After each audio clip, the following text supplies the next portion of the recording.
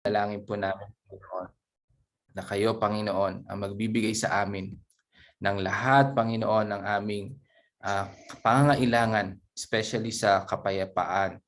Kailangan namin ng kapayapaan na nagbubuhat sa inyo. Maraming salamat po sa regalo niyong ito ngayong Kapaskuhan.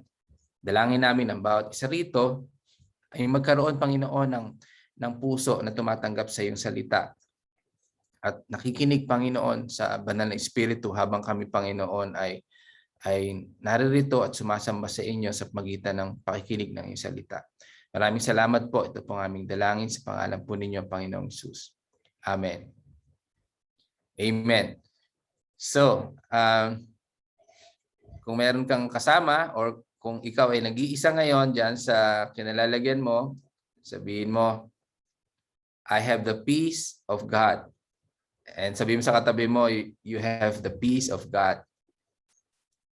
And sabihin mo sa kanya, peace be with you. And also sabihin mo, Jesus is our peace. Ayan. Maganda simulan niya sa mga ganyang pananalita. Let me read for us itong verses sa Isaiah na binasa natin last time. I want us to read this again kasi ito yung pinaka key verse natin para sa ngayong araw na ito regarding sa peace.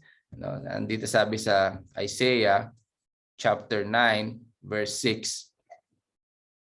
And I read for us, for a child is born to us, a son is given to us.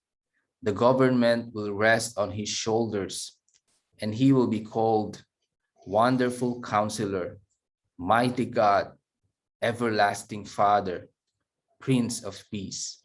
His government and its peace will never end. He will rule with fairness and justice from the throne of his ancestor David for all eternity. The passionate commitment of the Lord of Heaven's armies will make this happen. Okay, let me read for you. Ito pong sinasabi sa Tagalog. No, babasahin ko yung sinasabi sa Tagalog na ating verses. Sapagkat isinilang ang isang sanggol na lalaki para sa atin. Ibibigay sa kanya ang pamamahala at siya ay tatawaging kahanga-hangang tagapayo, makapangyarihang Diyos, walang hanggang Ama, prinsipe ng kapayapaan. Magiging malawak ang kanyang kapangyarihan at walang katapusang kapayapaan ang ipagkakaloob sa trono ni David at sa kanyang kaharian. Itatatag niya ito at pamamahalaan na may katarungan at katwiran mula ngayon at magpakailanman. Isasagawa ito ni Yahweh na makapangyarihan sa lahat. Pagpalain po yung pakikinig ng salita ng Panginoon. As I said, katulad kahapon, di ba pinag-usapan natin yung joy, kagalakan, no? Yung joy of God, joy of the Lord. Joy that Jesus Christ has brought to us. Ito yung gift natin, di ba? Yung joy. And sinabi ko na ang joy ay hindi yan yung just feelings, no? It's not mere feelings. No? Hindi ito damdamin lamang na sinasabi natin, oh, masaya ako ngayon. O kaya, ano ba yan? Tahimik ang lugar. Lika nga, magkasayahan nga tayo. Tapos nagtawanan tayo. Tapos ang tawag natin doon, joy agad, no? Or kagalakan. Actually, sabi ko nga, walang masama sa pagiging masaya at sa pagtatawanan. Pero ang pagtatawanan o pagiging masaya ay hindi nangangahulugan na ang tao ay may kagalakan. No? Pwedeng masaya tayo, pero pwede rin na deep within, inside ourselves, diba, may kalungkutan. Diba, kaya nga ito yung isa sa mga best example natin na yung mga entertainers o yung mga nasa pelikula o yung mga nasa show business, di ba? Magagaling sila magpatawa. Jokers, comedians. At mapapatawa ka talaga. Pero you will never know kung ano yung mga dinadala nila sa kanilang kalooban. You will never know kung ano yung mga bigatin nila.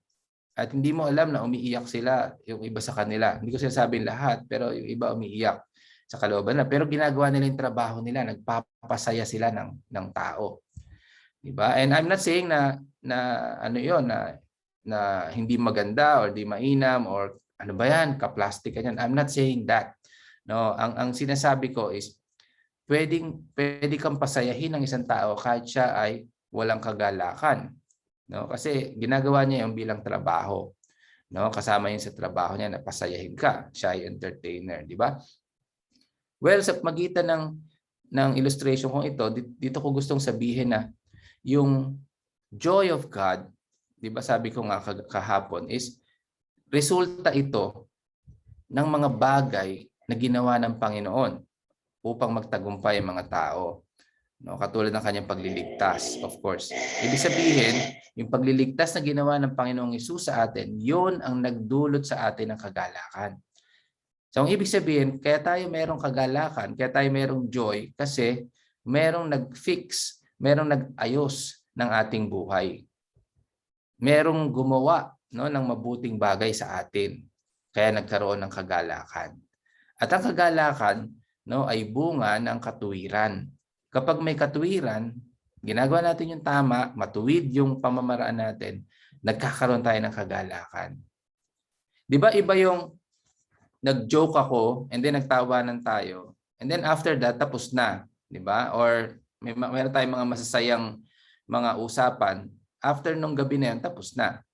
Pero kung merong mga inargabyado rito, merong naargabyado, merong naabuso o merong nagka-problema, and then o kaya meron kang ginagawa na mali, and then tinulungan ka ng Panginoon na maitama iyon.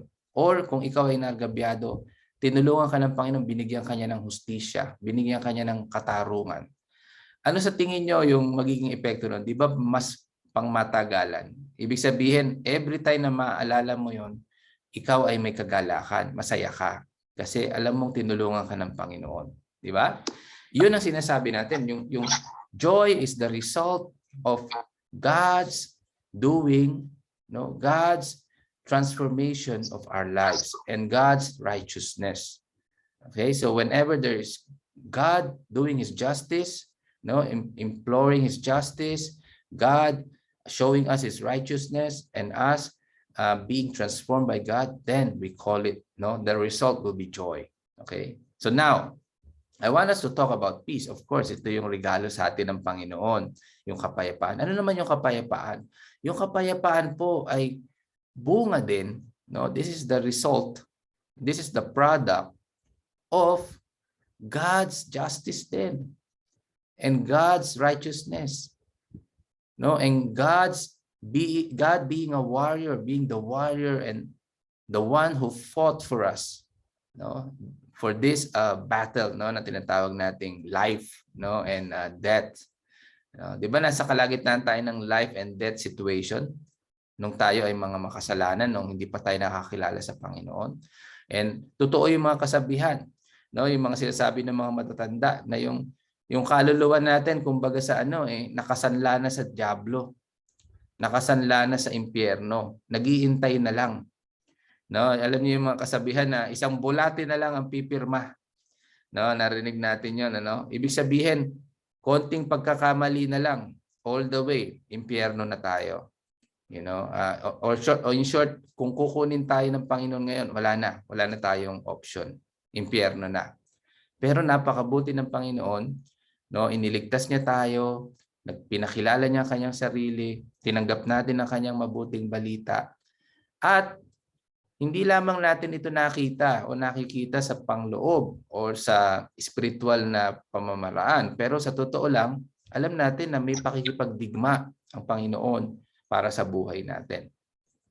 Di ba, kung sino man sa atin dito, I'm not sure kung merong umabot dito ng World War II. Kung meron man, malamang bata pa kayo noon, no?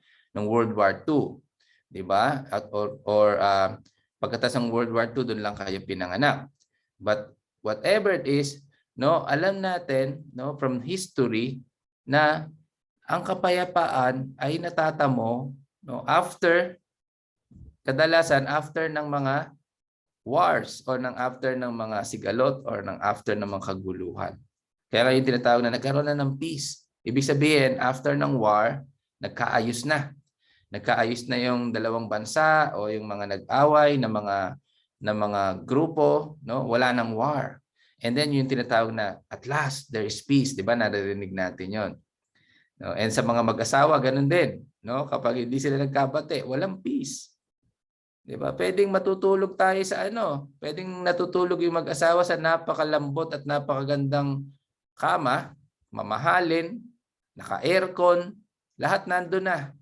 No, para makatulog ka ng maayos, pero hindi ka makakatulog ng maayos kasi hindi ka nakikipag-ayos doon sa iyong asawa. That means walang peace. So ano ibig sabihin? Ang kapayapaan ay hindi nangangahulugan na nandoon ka sa external o doon sa tinatawag na physical environment na kung saan malamig, komportable, malambot yung kutsyon, o kaya ay napakalinis ng lugar. No? Hindi lamang iyon ang requirement para magkaroon ng peace. Dahil ang peace, alam niyo kung saan nanggagaling? Where do we think peace comes from? Or where does peace reside? In our hearts. Di ba? And before our minds become peaceful, no, bago mapanatag ang ating pag-iisip, yung puso mo muna ipapanatag mo. Diba? Kapag panatag ang puso mo, kapag meron kang kapayapaan, kahit nasa ang lugar ka, maingay man yan, marami man ang nagbibigay sa iyo or gumagawa ng mga pagsubok o sinusubok ka, tinetempt ka na magkasala. Or kaya maraming nanggugulo sa buhay mo.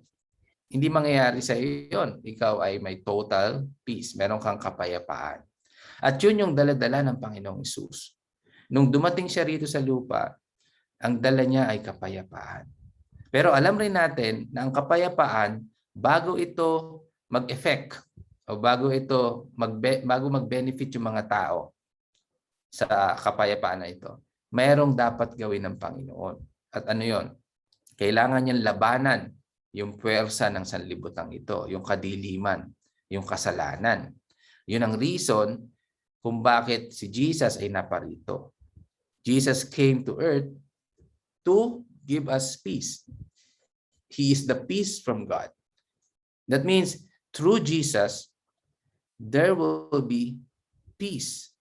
So God sent His Son so that the war between ourselves and our flesh, and with God, and Satan, who bondaged us, who imprisoned us in this thing called sin, will end. So this is the reason why Jesus came, so that He will bring peace, and He's the peace of God. Through Jesus, the war between God and the kingdom of this world will end. Matatapos yun. And then alam natin yun, anong pinanganak ang Panginoong Hesus, nandun na yung process na yun. And Jesus in His ministry, di ba? 3 years siya na naglakad, nagpunta sa iba't ibang lugar. He healed people. He provided food for them. He taught them the word of God. And then He discipled them. All this, are preparations, for the upcoming peace. Yung tinatawag na pangmatagalan, pangwalang hanggang kapayapaan. Sino sa atin yung may gusto na sandali lang ang kapayapaan, yung 3 oras lang, 1 oras lang? Siguro walang ganoon. We want permanent peace, everlasting peace, not just peace for 1 hour or 2 hours, di ba? And Jesus brings this everlasting peace because Jesus is everlasting, and He has won the battle. The reason why the reason why we have peace is because Jesus has won the battle. Okay, so peace is not just something that you will just get from the store, bibilin mo, and you will pay for it. No, but actually, peace is the work of Christ. Jesus worked for it. That's why we have peace. And napakahalaga na kilalanin natin yung kapayapaan ng Diyos. Ano ba yung kapayapaan? Ang isa ko pang maibibigay sa ating halimbawa is this. Ang kapayapaan is hindi nangangahulugan na nandun ka sa isang napakatahimik na lugar na naririnig mo lang yung mga huni ng ibon. Yung lagaslas ng tubig ng batis o ng ilog. 'Di ba sa probinsya, sarap pakinggan no, nag-iisa ka lang. No? And then yung hangin, no, na tumutunog dala ng pagwagayway ng mga puno. 'Di ba? Pag malakas ang hangin. Naalala ko sa probinsya namin sa Nueva Ecija. Ayan, yung lugar ng mga sagon, no? Nung ako ay teenager, no, mga 14, 15, 16, 17, 18 hanggang nag-19 ako, sinasama ako ng mother ko, no, kapag gapasan na, kapag harvest na ng mag-harvest na ng palay. You know, and yung harvest na yan, nako, nung pinakaunang salta ko doon sa bukid, excited ako, may dala akong karet. Ang tawag namin doon sa Nueva Ecija, lingkaw. No? Kung di ako nagkakamali, may lingkaw, no? Eh di mayabang pa ako, no? Yung nakita ko sinusuksok nila sa may likuran, nakasuksok pa sa likuran. Kalakad kami ng mother ko, no? Maaga kaming umaalis ng bahay. Alam niyo kung anong oras? Minsan alas 2 ng madaling araw. Umaalis na kami. Bakit? Kasi unahan 'yan. No, maririnig mo may mag-a-announce na may-ari ng bukid, magpapagapas na po ako bukas. Sasabihan niya yung mga manggagapas.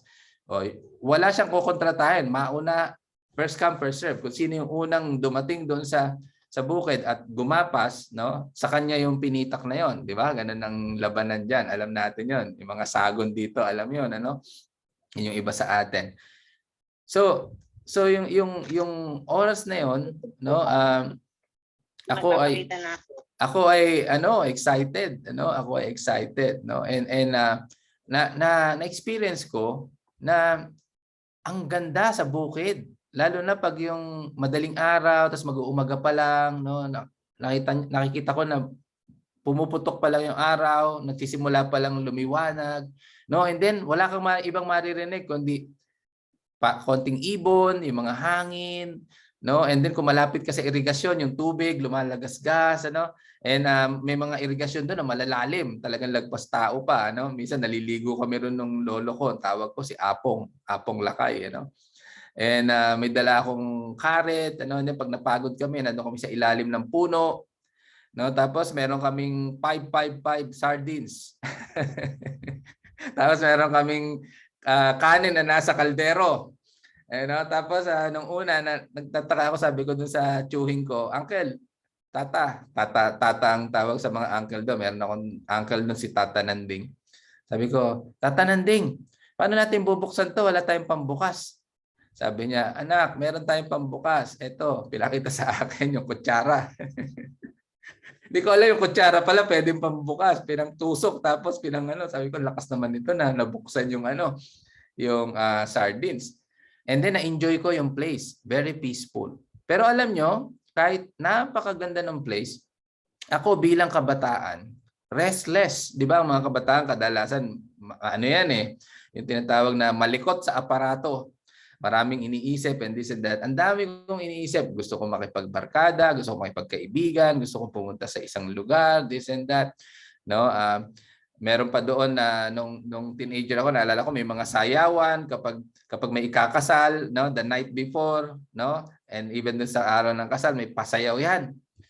Tapos yung mga kababaihan galing sa mga iba't ibang baryo, magdadatingan yan. Ayan.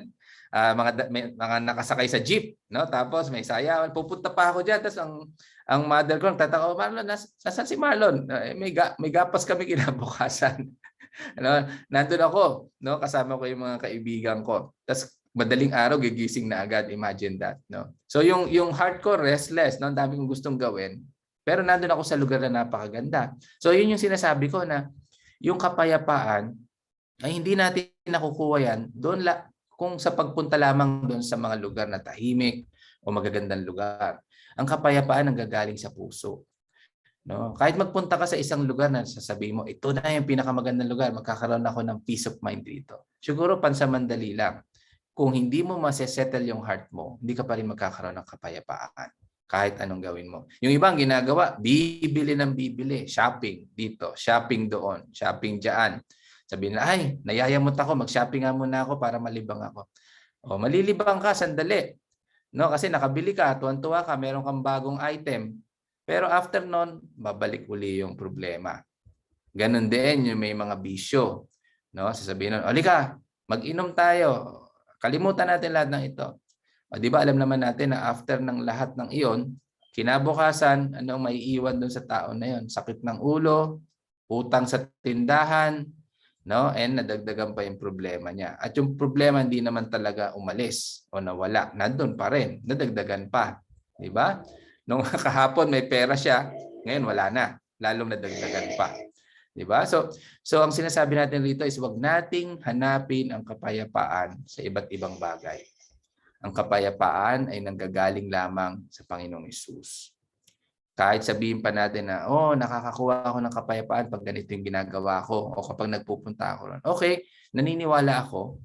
Pero ang sinasabi ko is, ang pang-matagalan o pang-walang hanggang kapayapaan ay nanggagaling lamang sa Panginoong Hesus. At ito yung sinasabi niya. Babasahin ko sa inyo. Ito yung sinasabi ng Panginoong Hesus sa Book of John.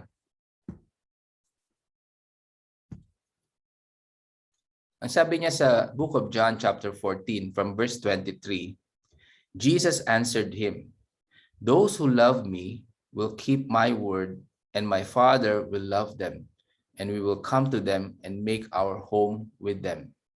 Whoever does not love me does not keep my words, and the word that you hear is not mine, but it's from the Father, or from my Father who sent me. I have said these things to you while I am still with you. But the Advocate, the Holy Spirit, whom the Father will send in my name, will teach you everything and remind you of all that I have said to you." So verse 27, "Peace I leave with you. My peace I give it to you. I do not give to you as the world gives. Do not let your hearts be troubled, and do not let them be afraid." Ulitin ko, "Peace I leave with you. My peace I give to you. I do not give to you as the world gives. Do not let your hearts be troubled, and do not let them be afraid."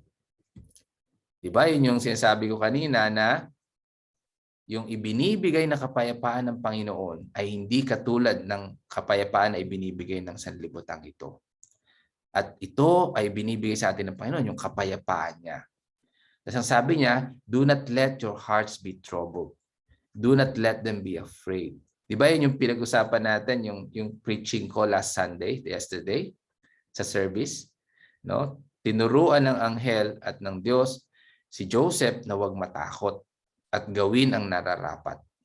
Ang mga taong hindi natatakot dahil sila ay may Diyos, may pananampalataya sila sa Diyos at ginagawa nila kung ano yung tama, yun ang mga taong may kapayapaan.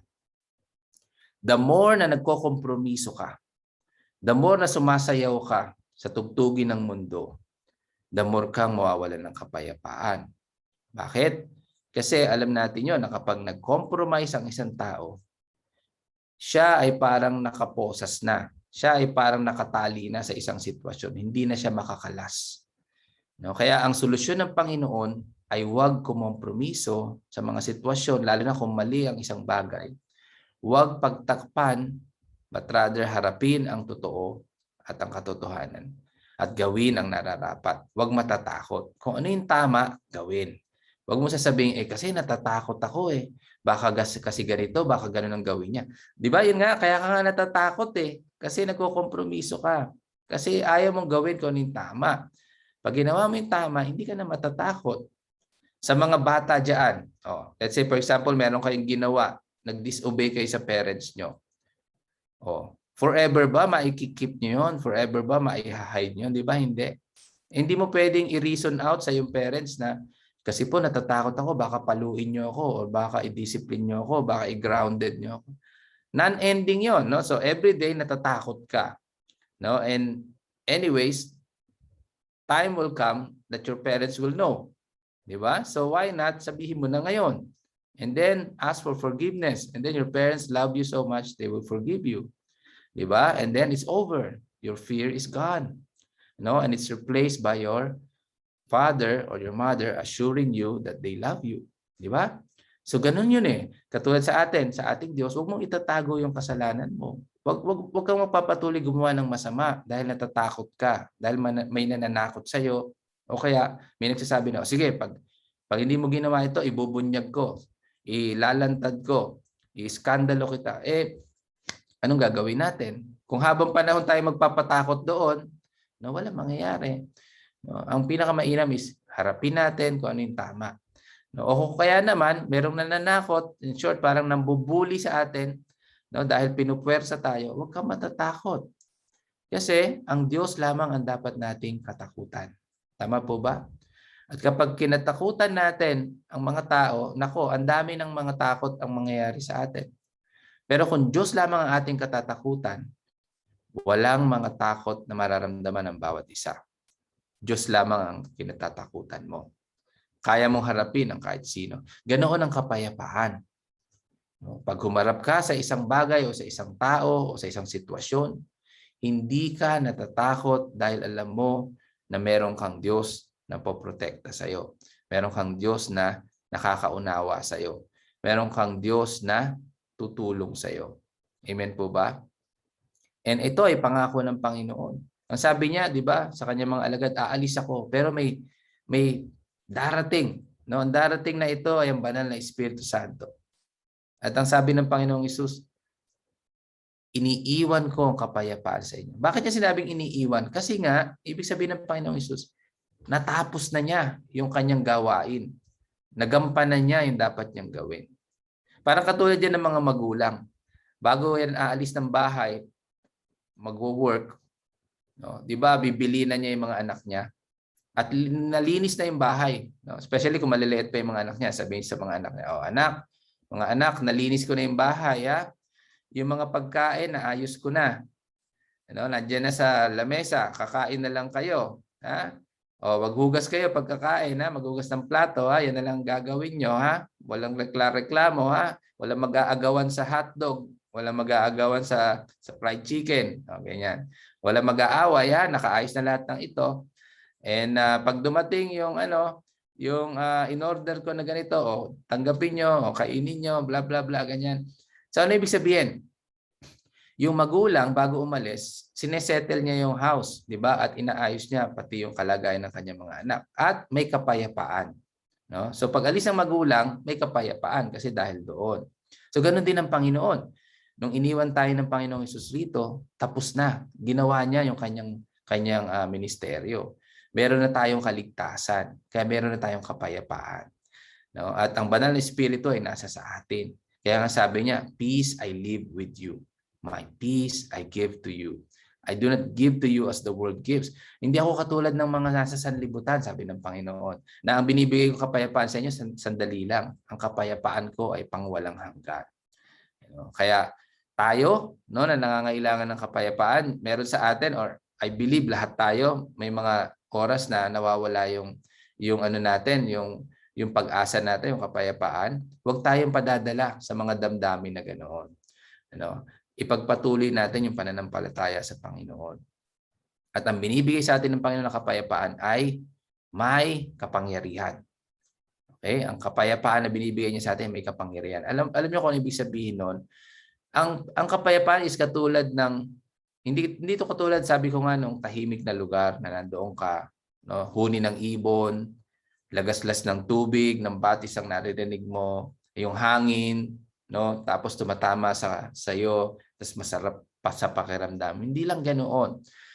Ang tunay na kapayapaan is katulad ng isang malaking bato na nandoon sa shore, nasa seashore, no, nasa pampang, no, na sinasampal siya, no, ng malalakas na alon, pero nananatili pa rin siya ron. Hindi siya natitinag. No, tahimik lang siya. Di ba nakakita tayo ng mga malalaking bato? Di po ba, no? Sa tabing dalampasigan, ano? And nakikita natin na yung waves, yung alon, di ba, tumatama doon, ano? And nakita nyo ba na gumagalaw yung malaking bato? Di ba? Hindi. Yung maliliit na bato lang yung gumagalaw, na nadi-dislocate or na nag-change ng location, ano? Tayo ay naging ganoon, naging isang malaking bato dahil sa Panginoong Hesus. lumaki yung ano natin, yung capacity natin na tanggapin. Lumalaki 'yon, no? Lumalaki yung capacity natin na tanggapin yung mga bayo, yung mga pagsubok, no? Yung mga bayo ng buhay, no? At nangyayari lamang 'yon, lumalakas lang tayo dahil sa Panginoon. 'Di ba dati, konting problema lang, iyak na tayo.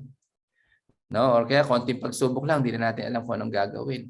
Napansin niyo ba na the more na nag-grow tayo sa pananampalataya, the more natin nakakayanan yung mga hampas ng buhay. 'Di ba? Ang ibig sabihin nun, may kapayapaan ka. 'Di ba? Yung bang halimbawa dati naka-experience ka lang ng, for example, may nagsabi sa iyo na ganito, tapos nasira na agad yung loob mo, na wala ka ng kapayapaan. Ngayon, nakakarinig ka ng kaparehong ganoon, pero baliwala na sa iyo. Hindi na, naranasan ko na yan. Di ba ganoon naman? No? Pag naranasan mo ng isang bagay, no? At especially pinagkatiwala mo sa Diyos, sa susunod na maranasan mo uli yun, yung tinatawag nating chicken feet. No? Chicken feet na yan. No? Ibig sabihin, wala na yan, mani na yan, minamani ko na lang yan. Ibig sabihin, pinagdaanan ko na yan, kayang-kaya ko na yan. Doon tayo nangangatog doon sa mga bagong problema. Tama ba? Yung mga dating problema na naranasan natin, pag bumalik ulit, kayang-kaya ko na. Ano ibig sabihin nun? Nilalakihan ng Panginoon yung capacity mo na makayanan yung mga nangyayari sa buhay. Bakit nangyayari yon? Kasi nga, binibigyan ka niya ng kapayapaan. Binibigyan ka niya ng kakayanan. No? Kaya alam nyo, yung kapayapaan ay napakahalaga. Kasi once na masettle mo yung sitwasyon mo sa buhay, alam mo kung ano resulta nun? Kapayapaan. No? Halimbawa, hindi ka makabayad doon sa mga responsibilidad mo. Di kinakabahan ka na. Naku po, magkakatapusan na. Katapusan ko na rin. Sabi ko, naku po, magkakatapusan na. Katapusan ko na rin. Kung puro gano'n lang iniisip mo, hindi ka nagpe-pray o hindi ka gumagawa ng action, di ba sabi nga, nasa Diyos ang awa, nasa taong gawa. No? Hindi ka nakikipag-partner dun sa gustong gawin ng Diyos sa iyo, matatapos ka nga talaga. You know? Pero once na magawa mo yan, once na mapagtagumpayan mo yan, di ba, darating yung susunod na buwan, sabi mo, magkakatapusan. Wala pa akong pera, pero alam ko maano ko to. Mababayaran ko to. Kaya maiipon ko yung tamang amount na kailangan ko. Di ba? So yun yung sinasabi natin, na meron ka ng kapayapaan. Same problem, same situation, pero hindi na same feelings. Hindi na same fears. Wala ka ng fears. Hinaharap mo na yung sitwasyon mo. Naintindihan po natin? No, so let me read for us itong last verse na gusto kong i-share para sa atin. Itong sinasabi sa John din, sorry. I lost track dito sa last verse natin. But ito sinasabi rito sa book of John, no, na kaninang binasa ko, no? Let me read for us, no? Ang sinasabi niya, peace I leave with you, my peace I give it to you. Okay? So binibigay ng Panginoon yung kapayapaan. Binibigay niya sa atin. So anong gagawin natin? We need to receive them. Okay? We need to receive them. Okay? We need to receive the peace of God. Yun yung gift ng God sa atin ngayong araw na ito. Okay? Babasahin ko sinasabi sa John chapter 16 verse 33. John chapter 16 verse 33.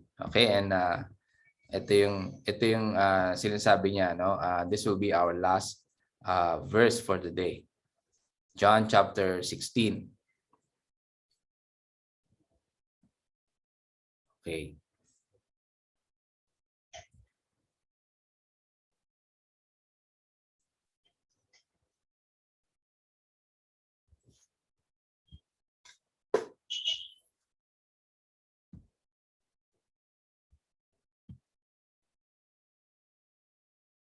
Okay, sorry. John chapter 16 verse 23. Let me share for us. Sabi ng Panginoong Hesus, I have said this to you so that in me you may have peace. In the world you face persecution, but take courage. I have conquered the world.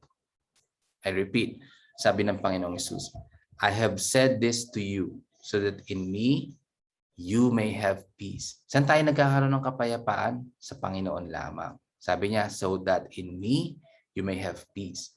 In the world, you face persecution. But take courage. I have conquered the world. So nangangako ba ang Panginoon na wala tayong persecution, wala tayong problem na dadaanan? No. Hindi niya sinasabing, hindi ka magkakaroon ng problema. Hindi. Ang sabi niya, dadaanan mo yung mga problema na yan. Magkakaroon ka ng mga persecution. Maraming mga matitinding pagsubok. Pero ano sabi niya? Take courage. Maging matapang ka. Lakasan mo yung loob mo. Bakit? Kasi yung sabi niya, I have conquered the world. Ano ibig sabihin nun? Ibig sabihin ng Panginoong Hesus, kung nagtagumpay ako sa mundong ito, yung tagumpay na yan, ibibigay ko sa iyo. Hindi mo kinakailangan pagtrabahuhan yung tagumpay na yan, ibibigay ko sa iyo yan. In short, parang sa mga magulang, di ba? Yung pamana, hindi naman pinaghirapan yan ng mga anak eh. Pero mga magulang, pagtanda nila at pag sila ay pumanaw na, ipamamana nila. Di ba? Yung kanilang mga ari-arian sa kanilang mga anak. So ganun din ang Panginoong Hesus. Nung bago siya umakyat sa langit, sinabi niya, ibibigay ko sa iyo, sa inyong lahat, yung tagumpay ko. Di ba? Ako ang gumawa ng kapayapaan. No, napagtagumpayan ko yung kadiliman ng sanlibutan ito at ibibigay ko sa inyo. So ibig sabihin, yung sinasabi, di ba, na may mga lessons, may mga experiences tayo na hindi na kinakailangan, meron tayong mga bagay na hindi na kinakailangan ma-experience. Kasi na-experience ng mga magulang natin o ng mga matatandang nauna sa atin. Kaya nga 'di ba ang kasabihan, maging wise ka, magkaroon ka ng wisdom, makinig ka sa payo ng nakatatanda upang hindi mo nadaanan yung mga dinaanan nila. 'Di ba? Ganun yung mga sinasabi ng matatanda. So in the same way naman sa kabilang side, yung mga tagumpay, no? Ay hindi mo na kinakailangan daanan yung iba, no? Pinagtagumpayan na yan ng Panginoon. No, at may mga bagay na hindi mo kaya pagtagumpayanan kung tutuusin. Kaya wag mong i-try, okay? Kaya hingin mo yung tagumpay ng Panginoon. Kasi sa Panginoon, for sure, we are victorious. Amen po ba? So, receive the peace of God right now. So kung may katabi ka ngayon, sabi mo sa katabi mo, receive the peace of God. Receive Jesus as your peace. Okay, kung nag-iisa ka naman, sabi mo, I receive the peace of God. I receive Jesus as my peace. Amen? So right now, let us bow our heads. Let us close our eyes. I want us all to focus on Jesus, the gift of God, the greatest gift of God to us. And He brings peace right now to your hearts. I want you to close your eyes, bow down your heads. Hingin mo itong regalo na ito. Alam nyo, ibinibigay ito ng Panginoon. Pero merong mga oras na hindi mo ito maranasan kasi hindi mo nile-let go yung mga alalahanin mo, yung mga worries mo. So in short, ngayon, what we want is we will exchange our worries, our anxieties, yung mga alalahanin natin, i-exchange natin with the peace of Christ. Ipagpapalit natin yung mga alalahanin natin sa kapayapaan ng Panginoon. Ibigay mo yan sa Panginoon, yung mga alalahanin mo. Ano man yung mga kinatatakutan mo, ano man yung bumabagabag sa isip mo, alisin mo yon. Ibigay mo yun sa Kanya. At ipagpalit mo yan sa kapayapaan ng Panginoon. Hindi mawawala yung mga problema mo, pero ang mawawala ay ang takot mo. Ang mawawala is yung pakiramdam mo na ikaw ay nababagabag, nag-aalala, hindi alam kung anong gagawin, natataranta. Ibigay mo sa Panginoon yung mga pakiramdam mo na yan. Hingin mo sa Kanya yung kapayapaan upang maharap mo yung mga bagay na nangyayari sa iyo. So with all of your heart, I want you to ask for Jesus, His peace, and exchange. Do a divine exchange. Give him all your worries, your doubts, your hesitations, your confusion, your anxiety, your fears, your disappointments, your discouragements.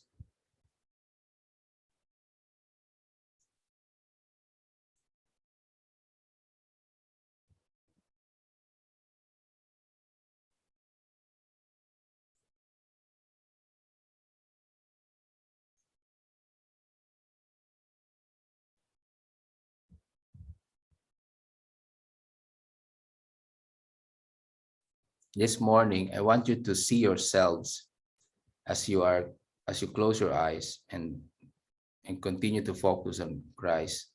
I want you to see yourselves conquering your fears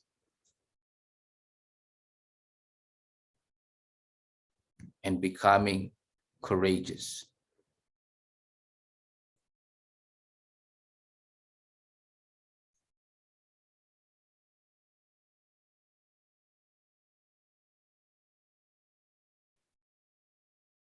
Lord, maraming salamat po sa pagbibigay niyo sa amin ng lakas ng loob, ng katapangan na harapin ang aming mga sitwasyon sa buhay. Panginoon, salamat sa iyong pangako na kapayapaan. Salamat sa iyong regalo ng kapayapaan. Tinatanggap po namin ang kapayapaan na nagbubuhat sa aming Panginoong Hesus. Ngayong Kapaskuhan, Panginoon, dalangin namin ang bawat isang naririto ay magkakaroon ng kapayapaan. Aalisin niyo na po ang mga pag-aalala sa amin, ang aming mga takot sa mga sitwasyon na dinadaanan namin, sa mga problema na aming hinaharap. Dalangin namin, Panginoon, pagkalooban niyo kami ng lakas ng loob upang harapin ito at mapagtagumpayan sa pamamagitan ng kapangyarihan ng Panginoon. Maraming salamat po. Ibinibigay po namin lahat ng ito at tinatanggap namin ang kapayapaan mo. Ito po ang aming dalangin sa tanging pangalan po, Panginoong Hesus. Amen. Amen. Right now, ang gusto ko rin gawin is i-ask mo yung peace of God for your house. Ask the peace of God to effect in your household. So there may be some quarrels, may fights, merong disagreements sa mga family members, or maybe tampuhan. Maybe wala naman nag-away pero merong nagkakatampuhan. Kung sino man, no, sa ating mga family members and sa tingin natin merong mga ganitong mga situations, or maybe sometimes tayo yon with our family members. Let's make it right with God. Alam natin na ang peace of God ay nakukuha lamang kung may reconciliation, may success, may victory kung ganoon. So let's be willing na makipag-reconcile. Dahil hindi natin makukuha yung peace of God kung di tayo makipag-reconcile. Amen po ba? So it's a bold move, it's a courageous move. Sabi ko nga, kailangan matapang ka, harapin mo yung sitwasyon. Huwag yung iniiwasan mo lang yung mahal mo sa buhay. Harapin mo, mag-usap kayo. But mangyayari yon, magiging successful ka kung ipagpe-pray mo yan muna. And hihingi ka sa Panginoon ng karunungan, ng wisdom, and ng bagay na gagawin para maging matagumpay ka dyan. Okay? So right now, again, let's bow our heads, close our eyes, and I want you to think of your loved ones, yung mga mahal mo sa buhay na until now, you still have some unfinished business of reconciling with them.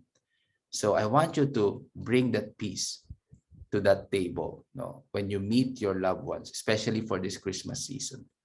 Because we have said that the peace of Christ is the gift of God for us, for this Christmas season. But it will affect only if you will use it.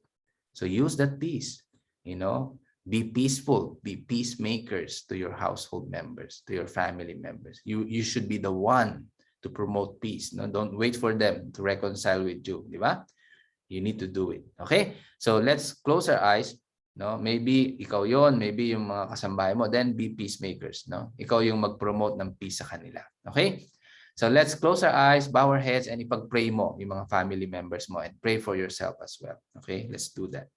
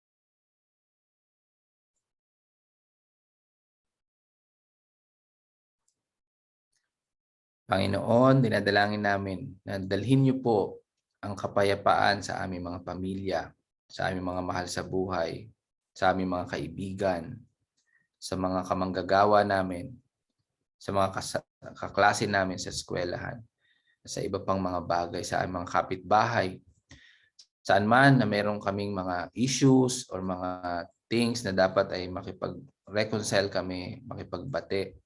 Panginoon, dalangin namin. Bigyan niyo kami, Panginoon, ng courageous heart na kami ang magsisimula na gawin ito. Sa amin magsisimula ito, Panginoon. Lord, we want to promote your peace and we want to be peacemakers as you have asked us to be ones. Lord, dalangin namin na ang aming mga puso ay nagnanais o magnais, Panginoon, na magkaroon ng kapanatagan sa aming mga mahal sa buhay. Dalangin namin na pag-ayusin mo po ang mga bawat isa. At ngayong Kapaskuhan, dalangin namin na ang lahat ng mga aming mga mahal sa buhay ay tunay na magmamahalan at magkakaisa. Dahil ito ang tunay na regalo mo ngayong Pasko, ang kapayapaan na nagbubuhat sa inyo. Maraming salamat po, Panginoon. Ito pong aming dalangin sa pangalan po ninyo, Panginoong Jesus. Amen. Amen. Amen. So, lastly, okay? Lastly, gusto nating ipag-pray, no, na ngayong Christmas season, no, meron tayong marireceive na peace of God. Itong peace of God marireceive natin and it will bring us to the next level, no, next level of our success or victory in life. Okay? Alam nyo, sabi nga natin, di ba, sa Bible sinasabi, kung ikaw ay may peace of God, no, you have overcome the world. No? So, ayan na, malinaw na. No? Kung sabi nga ng mga seller, PM is the key. You know? Ngayon, sinasabi natin, peace is the key for victory. Peace is the key for success. Ang taong peaceful, ang taong may peace ay successful. Tandaan natin yan. Di ba may kasabihan nga tayo na ang mapikon, talo. Yun na, alam mo na.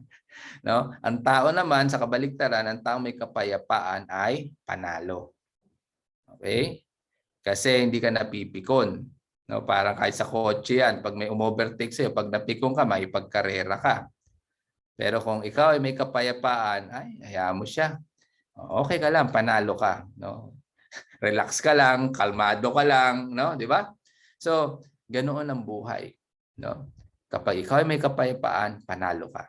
So gusto mong magwagi sa buhay, hanapin mo at hingin mo yung kapayapaan ng Diyos. Amen? So let's pray. Okay, let's pray that this Christmas season, meron tayong next level of peace and next level of success in life. Amen? So I want you to bow your heads right now. Close your eyes. And ilapit mo sa Panginoon. Ask God for the success that you want in life. Okay, I know each one of us, each person has different requests to God for a success. So ano man yung success, whatever success you want in life, bring it to God, you know, and connect or ask God to give you that peace that you need so that you will be successful. Okay? So let's pray. Let's pray and receive this gift of success and gift of peace so that we will be successful in life ngayong Christmas. Okay? So let's pray and be ready, no, for the next level, next season of our lives, no. Amen. Let's pray. Let's pray.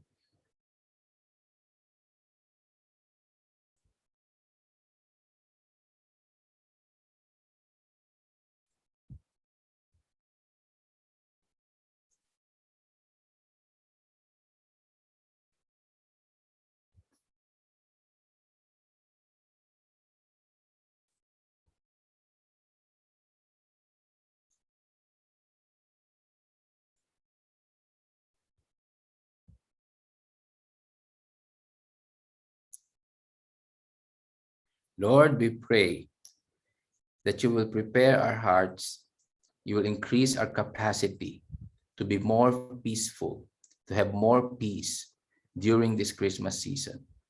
Panginoon, lawakan po ninyo ang aming pangunawa. Lawakan po ninyo ang kapayapaan na nasa amin. Ihanda po ninyo kami sa aming mga kakaharapin ngayong Christmas season. I-level up po ninyo ang aming kapayapaan, ang aming success, ang aming victory, Panginoon.